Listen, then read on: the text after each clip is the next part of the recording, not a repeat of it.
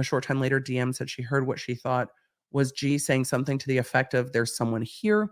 A review of the records obtained from forensic download of Kernoodle's phone showed that this could have been Kernoodle, as her cellular phone indicated she was likely awake and using the TikTok app at 4:12 a.m. Phones Phones are going to be a big part of this case because it's going to give them a timeline, a helpful timeline, because they're going to know what they were doing, but also, I mean, can relate, just can. DM stated that she looked out of her bedroom but did not see anything when she heard the comment about someone being at the house. And again, I don't know if this comment would seem odd given you've got 4 roommates. They've been out, they've been having a night out.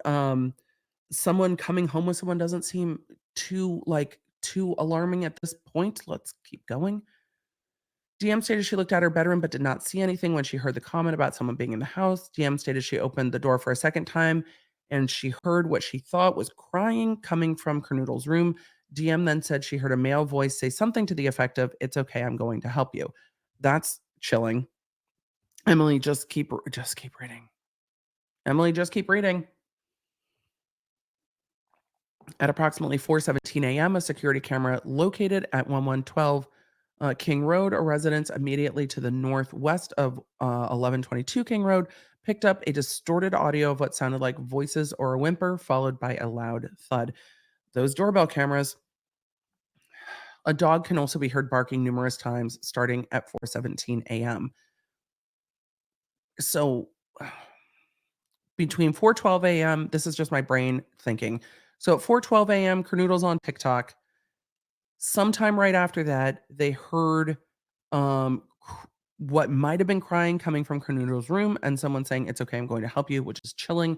And then at 4:17, we've got external evidence of distorted audio, a whimper followed by a thud, and then a dog barking at 4:17. The security camera is less than 50 feet from the west wall of Kernoodle's bedroom. That's awful. So, like, the human side of me is like, "That's awful." And the DA side of me is like, that's evidence, um, that's evidence that they are going to use that is going to chill a jury.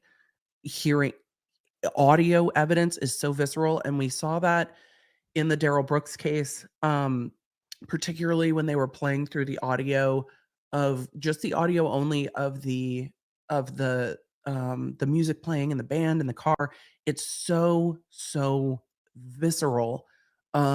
So from, like, the prosecution standpoint, that is collected preserved evidence that is going to be strong evidence of what happened there. We're not to tying a person to the thing. We're at a timeline of what happened. We will tie a person to a thing later in this affidavit, I am sure. But we are at tying together what happened. And this is going to tie together a timeline of what happened. And then what you're going to want to do as a prosecutor in front of a jury is take the timeline of what happened at the house and the timeline of where you know the defendant to be or not to be, and and and match those together. So this is going to be powerful evidence for a jury and difficult evidence for a jury to listen to because they know what that is, or they are going to be able to tie together what they think that is. Yes, I know I need to keep reading. I need to keep reading. There is more. DM stated she opened her door. And for those of you in the chat, a lot of you are asking who's DM'd. DM is one of the surviving roommates. We talked about DM and BF earlier up. DM stated she opened the door for a third time and she heard crying and saw a figure clad in. DM stated she opened the door for a third time after she heard the crying and saw a figure clad in black clothing and a mask that covered the person's mouth and nose walking toward her. DM described the figure as 5'10 or taller, male, not very muscular, but athletically built with bushy eyebrows. Athletically built generally means not carrying some extra. I would not be described as athletically built, but that when we see the police transcribe into athletically built, it's like, they're not, they're just, you know, fit, I guess. So 5'10 or taller, not very muscular, but athletically built with bushy eyebrows. Given a black clothing and mask that covered the nose and mouth.